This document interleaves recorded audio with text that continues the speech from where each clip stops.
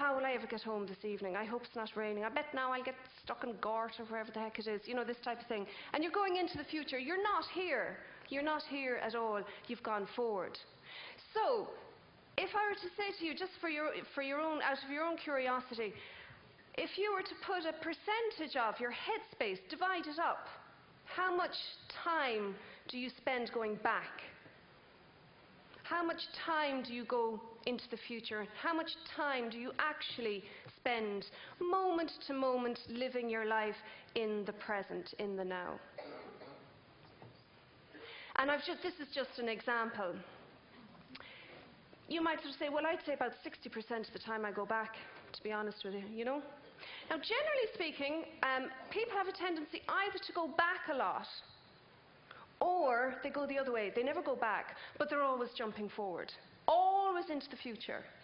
Others don't go near the future. They spend an awful lot of time going back. Hands up who tend to go back. You know, a lot of the time they go back over things. Hands up those who have more of a tendency to be forward thinking. Always thinking ahead, thinking ahead, thinking ahead. Right, I'll just make a note of that. Again, in very general terms, people who tend to go back a lot are far more prone to depression. And people who go forward a lot are far more prone to anxiety. Just generally, yeah. So either way, what I'm trying to say to you, either way, you're screwed. Yeah, yeah. But you get knocked down, but you get up again. Okay. Now, just thinking, those of you that sort of say, okay, I do go forward a lot, and then others that think, no, I tend to go back a lot. Answer me this question. When you do go back, how much of it is in a positive way, and how much is it in a negative way? Are you going back with the rose-tinted glasses and everyone was absolutely amazing back in the old days? And everything was delightful, you know, the kind of the nostalgia. Are you going back like a bitter old biddy? You know, and sometimes those sort of people sort of say, I don't know where you were brought up because I don't remember that at all. It wasn't that bad. Or the opposite, it wasn't that good. Okay? So what's the divide between the positive and negative? When you go into the future, people that go into the future, are you very positive about it? Or are you actually quite negative, fearful? Positive. Well, I'm delighted to hear it. Yeah, you're in the right place. Huh? Wait till we hear the budget. Yeah, that's true. Yeah. If I were to hazard a guess, I'd say he goes into the future in a negative way. If I were to hazard a guess, sorry, I'm stepping over. So the thing is, you might sort of say, so what's the point of any of that? The argument is this: when your emotional needs, when what you need as a human being, when they're not being met, it usually tells in the way your mind starts thinking. And therefore, thankfully in ways, the only person who thinks inside your head is you. So the only person who thinks your thoughts is you. So you can sort of kind of monitor your thoughts a bit. And a very good question just to ask yourself, and ask yourself over the course of the day, right now, where am I? Am I back? Am I forward? And am I positive or negative? You're positive, you are indeed. You know, back, forth, or here. Am I right? Am I in the now? When I'm talking to you, am I actually talking to you, or am I thinking, Mother of God, I don't think I took out the chicken last night? You know, not that you remind me of a chicken in any way, or there's an association of ideas, not at all. Yes. Do you know what I mean? Sometimes we can talk to people and we're not there. We're not there. We're not giving the attention at all because our mind literally is somewhere else. So ask yourself, out of curiosity, where am I right now, where I am? Bring yourself back.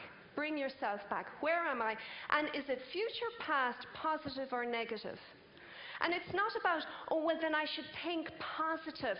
That sort of stuff drives me to, I was going to say drink, but I'll say distraction.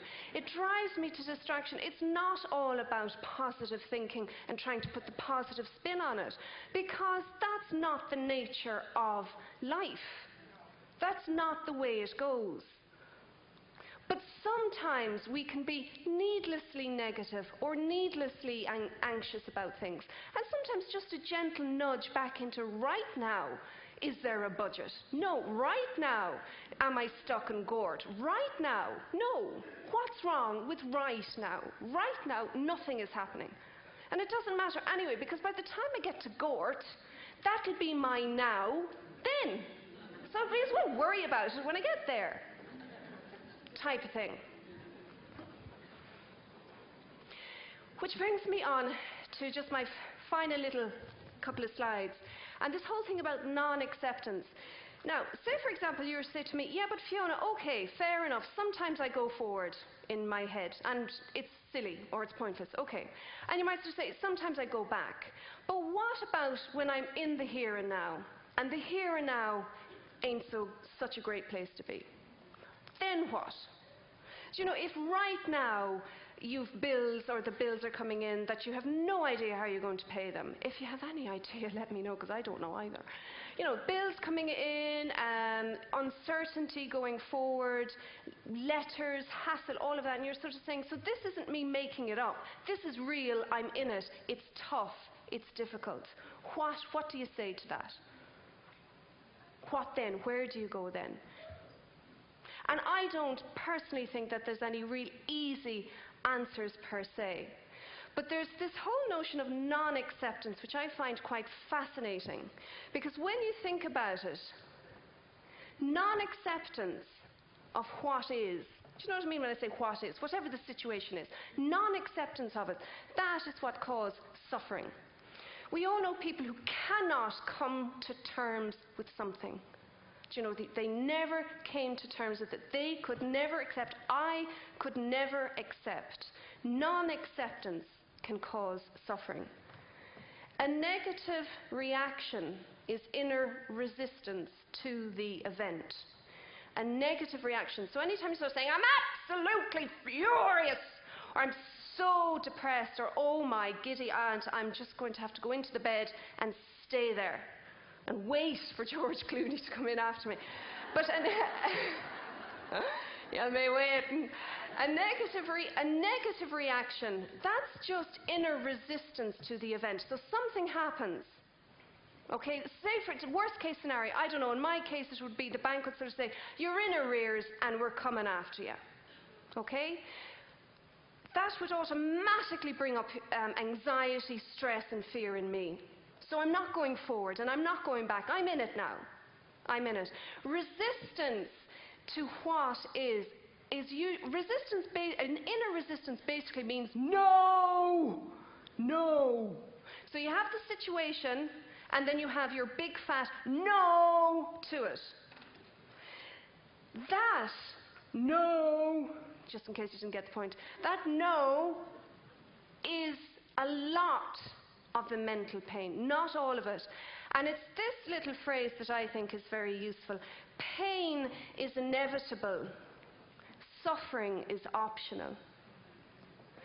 And what I mean by pain is inevitable, life is hard. Pain is a part of life. And I always remember, I don't know if any of you are familiar with Liam O'Flaherty, and I'm showing my age, but he was on the Leaving Cert, and Osgoilga had all his little short stories. And he used metaphor all of the time of how, basically, from farming background and nature to make his point. And I always remember this quote